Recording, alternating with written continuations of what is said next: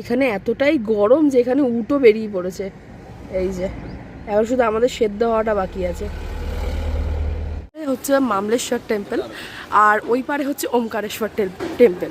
তো নদীর এই পারে ফার্স্ট তোমরা যে ম্যাপ দেখে আসবে, মানে অন দ্য রোড, তো তোমাদের মামলেশ্বরে ফার্স্ট দাঁড়াতে হবে, দেন ওই পারে তোমাকে বোট করে বা হেঁটে যেতে লাগবে।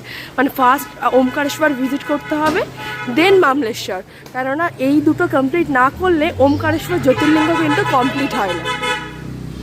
তাই ওমকারেশ্বর জ্যোতির্লিঙ্গ কমপ্লিট করার জন্য এই মামলেশ্বর টেম্পল, মানে এটা তো মামলেশ্বর টেম্পলের রোডটা, ভেতরে টেম্পল আছে, ওটাও দেখতে লাগবে, মানে ওটাও ভিজিট করতে লাগবে, আর ওমকারেশ্বর টেম্পলও ভিজিট করতে লাগবে। তাহলেই কিন্তু একটা জ্যোতির্লিঙ্গ কমপ্লিট হবে।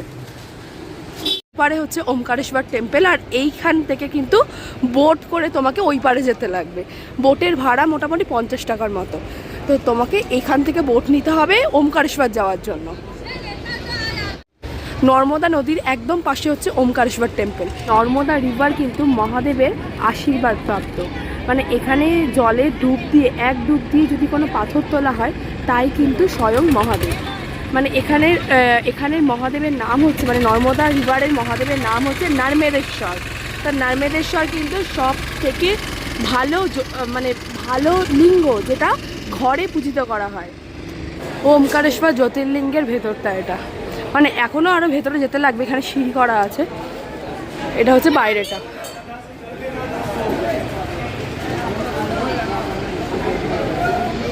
100 টাকার মতো করে নিচ্ছে যদি জল দিয়ে তোমরা অভিষেক করাতে চাও মহাদেবকে।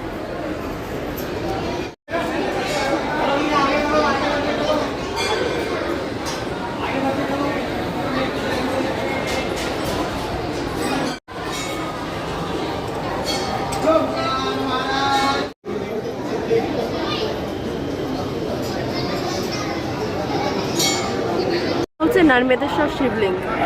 এখানেই কিন্তু জল অভিষেক হয়। ভেতর মন্দিরেও একবার হয়, বাট এখানে মন্ত্র পড়ে একবার জল অভিষেক এখানে করা যায়। মামলেশ্বর টেম্পল, ভেতরে এখনো পুজো চলছে। ওমকারেশ্বর মামলেশ্বর দুটোই কমপ্লিট হয়ে গেছে আমার। তো এইবার আমি 3টে জ্যোতির্লিঙ্গ কমপ্লিট করলাম, কাশী, মহাকাল আর ওমকারেশ্বর।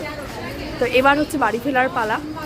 বাড়ি ফিরতে এখনও, মানে এখান থেকে ওমকারেশ্বর থেকে কলকাতা কিন্তু 1 দিন 6 ঘন্টা বাই রোড। তো এবার একটুখানি কোথাও লাঞ্চ টাঞ্চ করে বেরিয়ে পড়বো কলকাতার উদ্দেশ্যে।